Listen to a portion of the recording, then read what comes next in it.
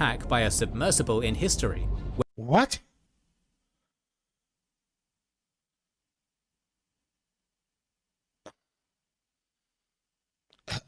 When the Turtle, piloted by Sergeant Ezra Lee, unsuccessfully attempted to destroy Admiral Howe's flagship.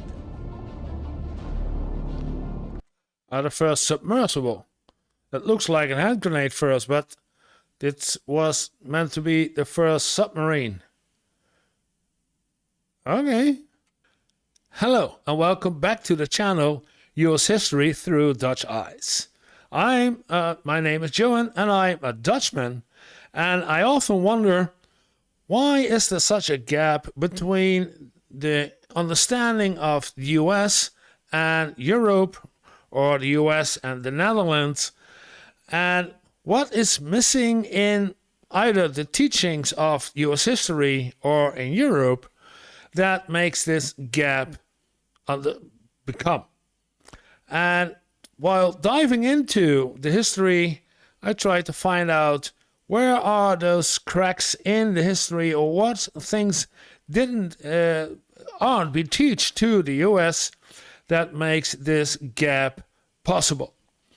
And if you want to learn with me and find out what you did not get learned into your history classes, stick around, like, subscribe, and make this world a bit better. And today I'm going to react to a video again from the war documentary of American history, and it's the Battle of Trenton, in the documentary of the Independence War. And this is the Battle of Trenton of 1776.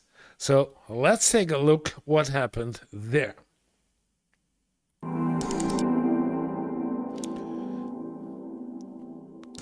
Kings and Generals. Yeah, I saw the last video of them. They are good. They bring good videos. I already subscribed to them.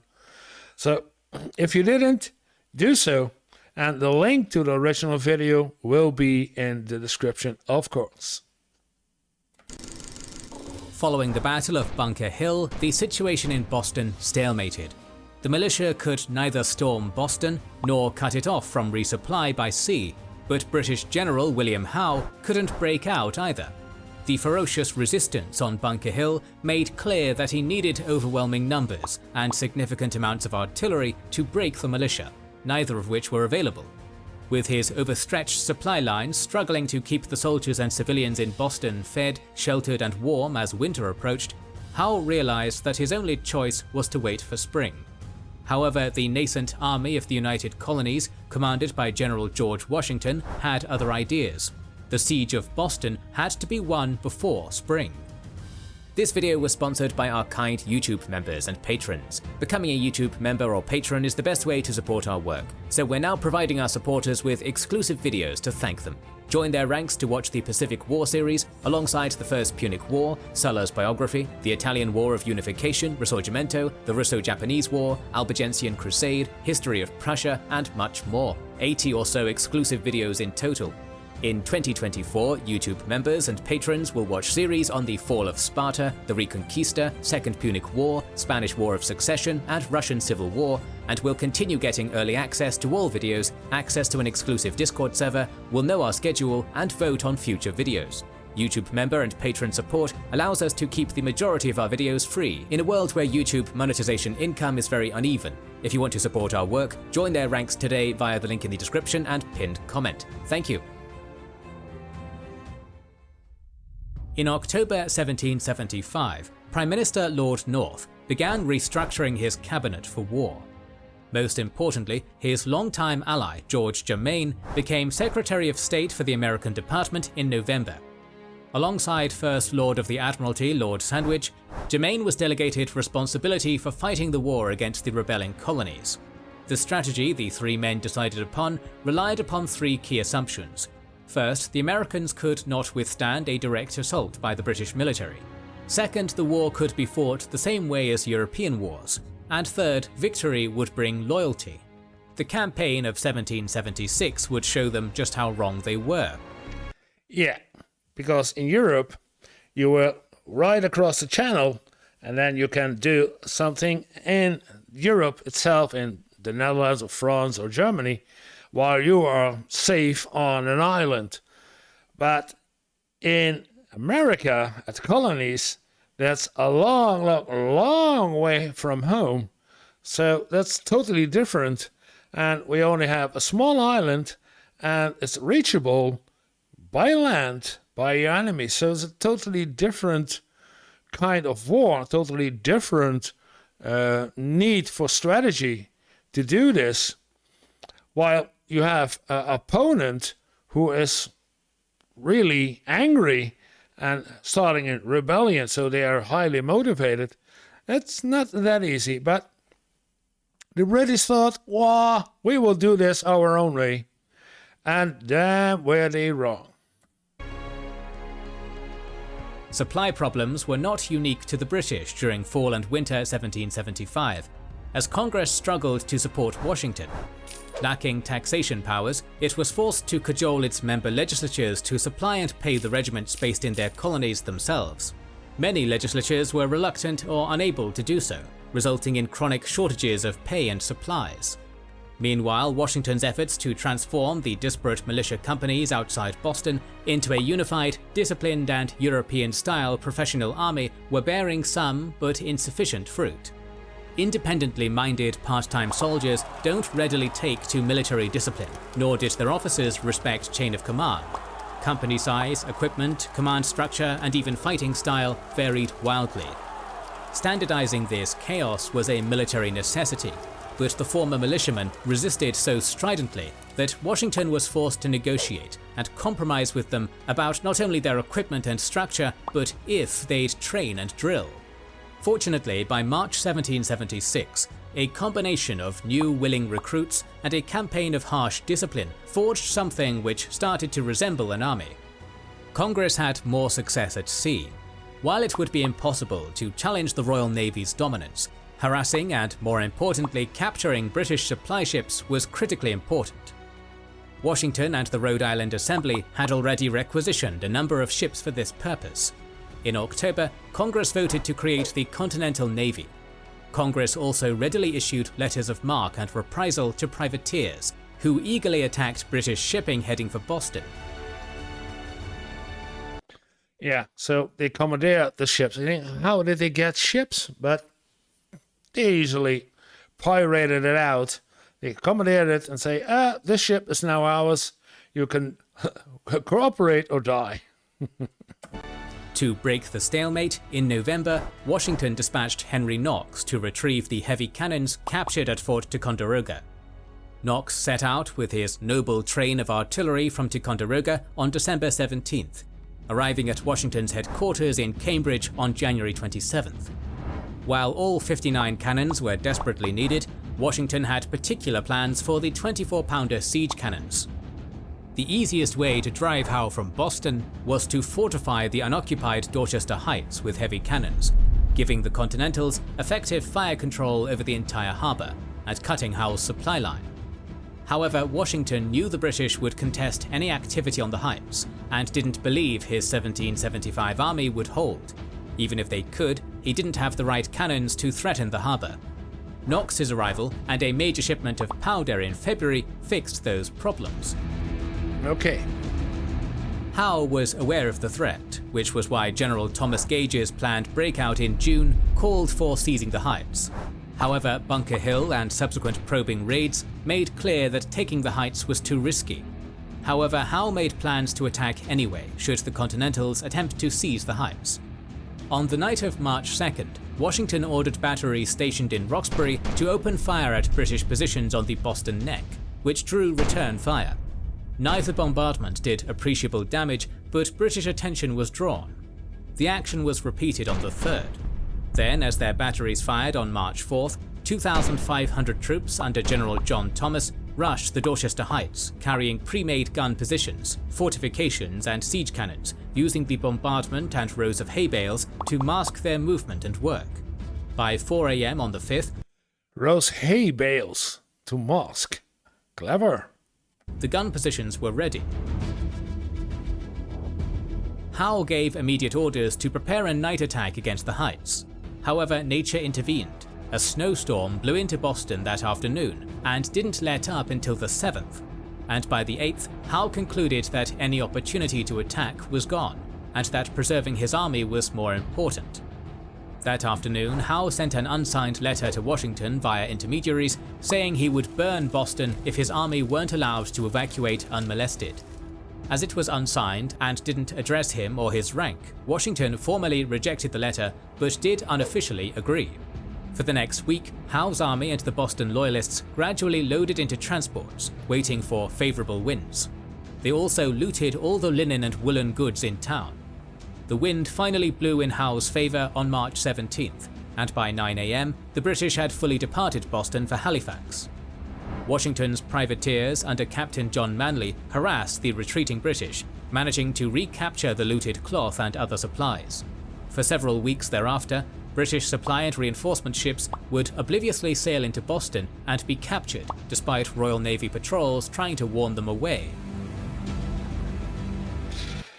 Lack of communication. Despite calls to do so from subordinates and London, Howe couldn't immediately counterattack. He agreed with pre-war assessments from Gage that subduing the colonies would require not only the full British Army and Navy, but extensive German auxiliary troops. Lord North and Secretary Germain reluctantly but ultimately agreed, and began recruiting new regulars and hiring troops from. Yeah, the Germans were there. That was surprising to me when I heard this the first time, that there were Germans at the battle fighting in the name of Great Britain. German states in late 1775. As the largest contingents came from Hesse-Kassel and Hesse-Hanau, they became collectively known as Hessians. While awaiting their arrival in Halifax, Howe planned the next campaign, targeting the strategic port of New York, alongside his older brother and Naval Theatre Commander, Admiral Richard Howe. Washington anticipated the move, and in February dispatched his second-in-command, General Charles Lee, to New York City to prepare the defenses. Lee quickly concluded that it would be impossible to hold New York from any determined attack, as there were simply too many places to land troops once the Royal Navy controlled the harbour. Thus, rather than attempting to hold the city, he arranged the defences to make taking the city as costly as possible. Washington arrived in April and agreed with Lee's assessment. However, he was under strict orders from Congress to defend New York. Thus, he expanded the defences and built a chain of forts along the harbour, islands and rivers to deter a British attack. Unfortunately, this required him to spread out his already under-strength army and fill the gaps with local militia. Before we go further, it's important to note that every revolution is also, at least to some extent, a civil war. The conflict between anti-Parliament patriots and pro-Parliament loyalists is heavily overshadowed by the war between the British military and nascent Continental Army, but no less important. Yeah, of course. There's always pro and cons. Pro-British versus pro-Americans inside the revolution. And yeah, he's right. There were a lot of them who said, well, we have to make peace, we can do it. Just listen to the Grandmaster, listen to the King, and we will be all right. In 1763, nearly every person in the 13 colonies considered themselves as English as those in England itself. As the 12-year-long crisis unfolded, that attitude slowly changed. By the time of Bunker Hill, the Loyalist population had fallen to no more than 20% of the total, with 40 to 45% actively supporting the Patriot cause. Over the course of 1775, Patriot and Loyalist militias clashed throughout the colonies, with the more numerous and better organized Patriots driving out the royal governors and their supporters. By January 1776, the Patriots had taken control of every colony and forced every vocal Loyalist to seek protection from the British military. Either you're loyal to us or you're loyal to them. Make up your mind. Simultaneous with the Patriots' ascension, the colonies learned that King George III had authorized hiring the Hessians. This crushed many Americans' last shred of hope that Parliament and the king would see them as equal citizens rather than colonial subjects. In January, Thomas Paine's common sense gave the final push necessary to embrace the previously fringe thought of independence. On June 11th, Congress authorized a committee of 5 to write the Declaration of Independence. The task of actually drafting it fell to Thomas Jefferson, who locked himself away to write until June 28th. After some basic edits and proofreading, the document was turned over to Congress, which spent the next 2 days revising and shortening the document. On July 1st, the finalized document was moved to open debate, with the final vote to approve taken on July 2nd. The United Colonies were now the United States. As news spread, wild celebrations followed throughout the colonies, accompanied by statues of the king and other British officials. Yeah, the United States. So the United Colonies became, on 4th of July, on Independence Day, the United States of America. Being torn down. George Washington received the declaration on July 9th and held a parade for his soldiers to hear and read it. He needed them to understand the stakes they were fighting for, as the long-expected storm had arrived. By late May, the Howes had received sufficient reinforcements and sailed from Halifax on June 9th. The plan called for Admiral Howe and the Navy to seize New York Harbor, after which General Howe's soldiers would drive the rebels from the city. Secretly, the brothers hoped that the appearance of 130 warships carrying 20,000 troops would be sufficient to Whoa! Oh! 20,000 troops. Oh. Intimidate the Continentals into surrender. Failing that, they hoped to negotiate peace with the colonies. However, Lord North insisted that the colonies must accept parliamentary supremacy and return to the status quo pre-Concord, intolerable acts and all. The only offer the Howes could make was pardons. On June 29th, 45 warships took control of Lower New York Bay. The rest of the fleet trickled in over the next 3 days. On July 2nd, Howe began landing soldiers on sparsely populated and defended Staten Island. Washington anticipated that the next target would be Manhattan, and moved the bulk of his forces there.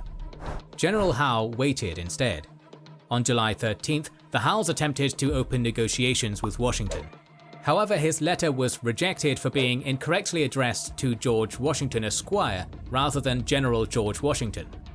Washington finally agreed to meet with Howe's adjutant on July 20th, but when told that all Howe had to offer was pardons, Washington rejected the overture, saying, "Those who have committed no fault want no pardon." The standoff continued into August. Yeah. We can't offer you anything, yeah, pardon, but everything else, the taxes, yeah, stays on, the loss stays on. All we can do is, yeah. Oh.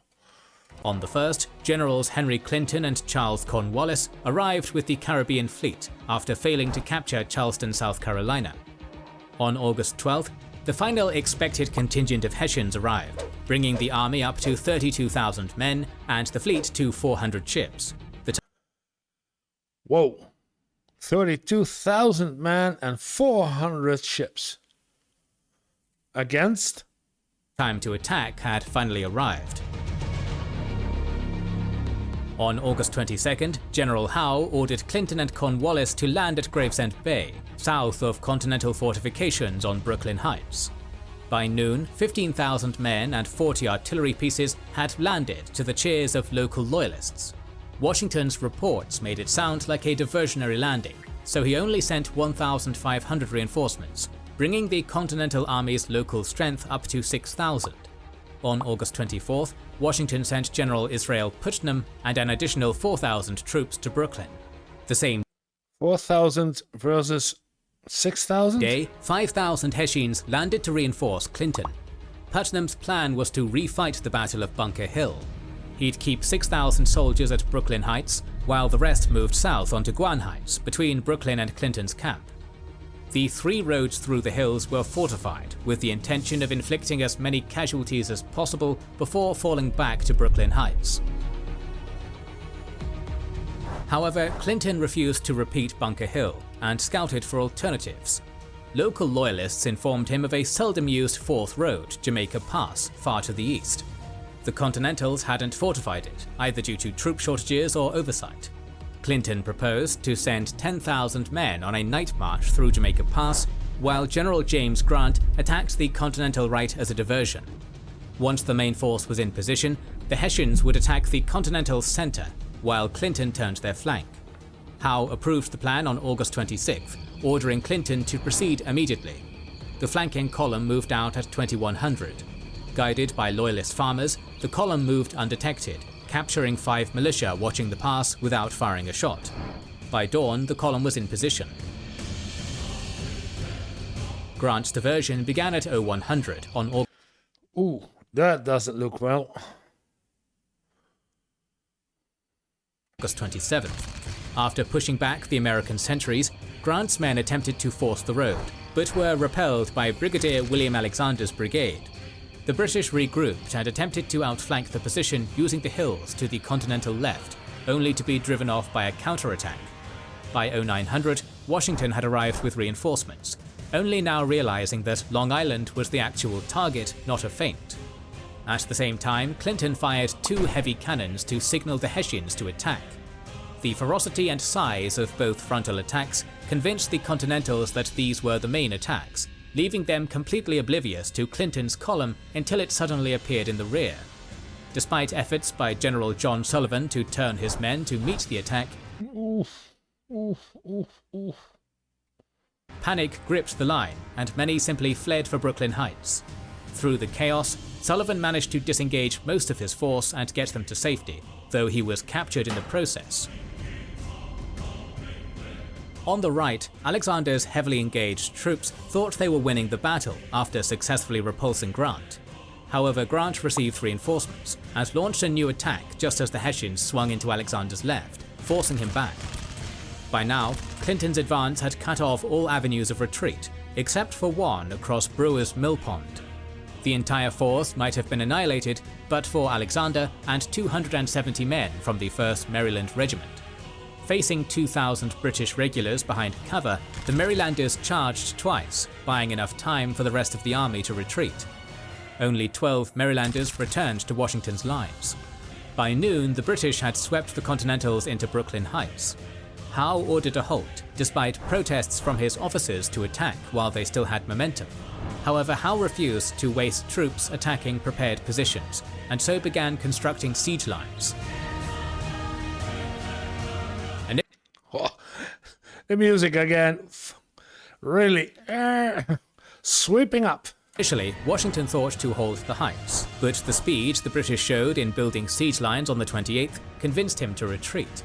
With rain falling that afternoon, Washington gave orders to procure every barge and sloop available and assigned Colonel John Glover's regiment to row the army across the East River to Manhattan and safety. At 2300 on August 29th, the evacuation began, covered by rain and fog. By 0700, the evacuation was complete, with Washington the last American to leave Long Island. Howe was shocked by the withdrawal's speed and began carefully planning his next move. Meanwhile, Washington regrouped while desperately trying to learn Howe's intentions. In an effort to strike the fleet, on September 7th, Washington authorized the first known attack by a submersible in history. What?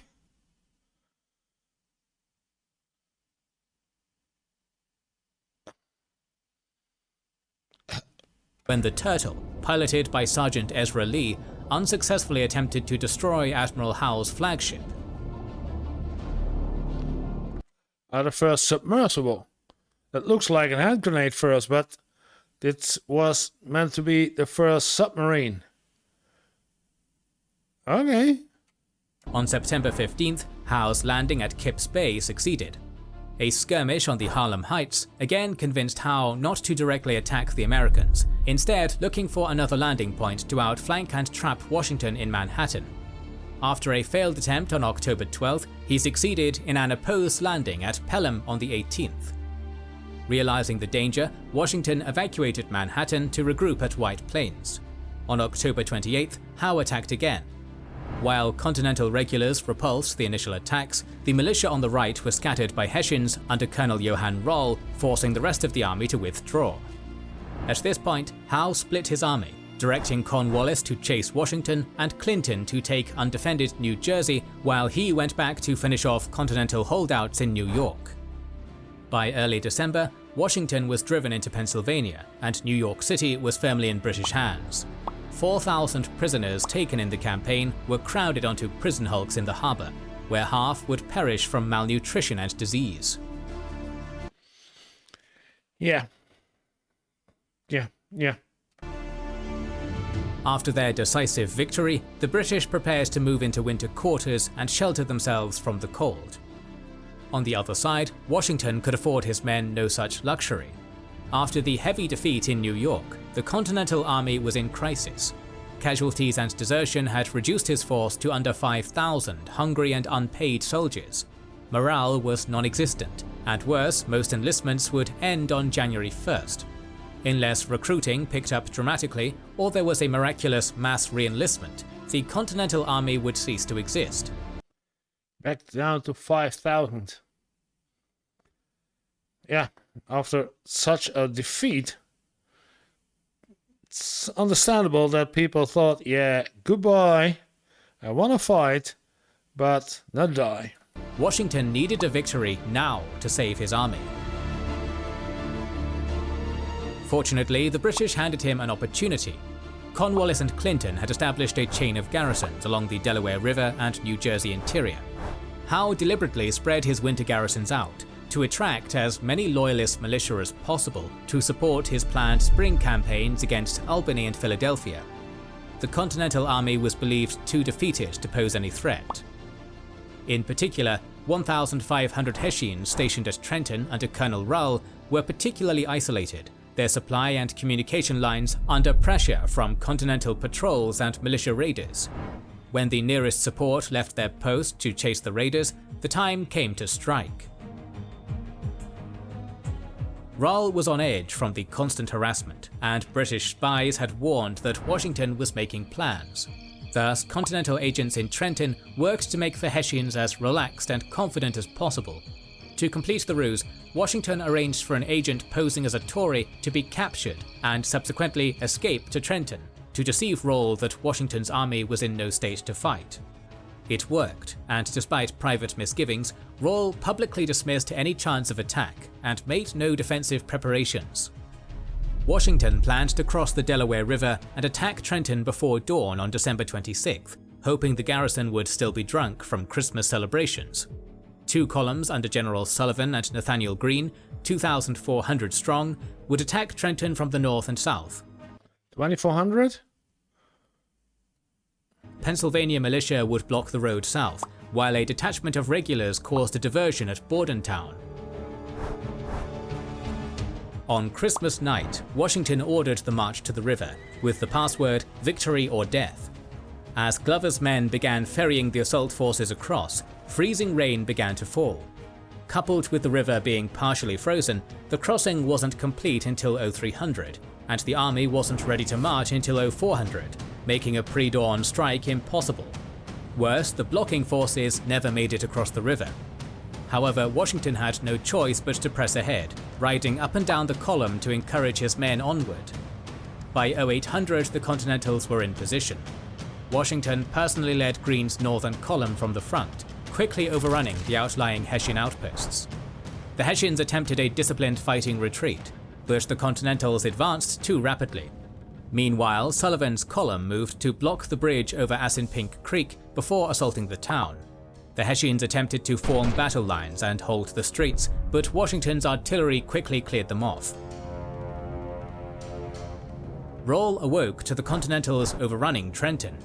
Lurching into action, he ordered his officers to form up the men and repulse the rebels. However, his men had already fallen back to a field outside of town. After catching up, Rull ordered them to reform and recapture the town. It was a disaster, as he took fire from 3 sides, and for reasons unclear, the Hessians' muskets failed to fire. As the formation broke, Rull was mortally wounded. His surrounded men either fled or surrendered. With only 2 dead of exposure and 5 wounded, in under an hour, Washington had killed 22 Hessians, wounded 83, and taken 900 prisoners. Wow. That was easy. He had claimed the victory he so desperately needed, but the crisis wasn't over. On December 31st, Washington gathered the men about to muster out and extolled them to stay for at least another month. It took an extremely patriotic speech and an extra $10 pay, but most agreed to stay. It was not a moment too soon. After learning about Trenton on December 27th, Cornwallis cancelled his leave to Britain and marched 8,000 troops out of New York to meet General Grant in Princeton, strengthening garrisons as he went. Determined to attack Washington and avenge Trenton, Cornwallis left 1,400 men in Princeton and marched to Trenton with 5,000. Throughout January 2nd, the British gradually pushed through American patrols and outposts until they reached Assunpink Creek south of Trenton in the late afternoon. 3 waves of attacks failed to cross the creek and reach Washington's defences, so Cornwallis retired for the night. Washington ordered a night march around Cornwallis to attack Princeton on January 3rd, successfully overwhelming the garrison and capturing Cornwallis's supplies. Washington then fell back to Morristown, finally entering winter quarters. In 10 crucial days, he'd completely turned the Continental Army's fortunes around. Disturbed by the Continental's resilience, the British abandoned central New Jersey, falling back to New Brunswick and a ring of garrisons around New York to wait for spring, while Howe planned his war-winning campaign. In the next episode, we will talk about the aftermath of the battles of Trenton and Princeton and much more. Make sure you are subscribed and have pressed the bell button to ensure you don't miss it. Recently, we've started releasing weekly patron and YouTube member Okay. The Battle of Trenton. Real battle. Losses on both sides, victories on both sides. Yeah. Interesting, but not yet there. Take it in and keep on going until we have the end of the Revolutionary War. This is the third video about those battles until now. So let's see how far we get into the future for the next video. I hope you enjoyed the video. Thanks for watching and learning together with me. Like and subscribe, and see you in the next video.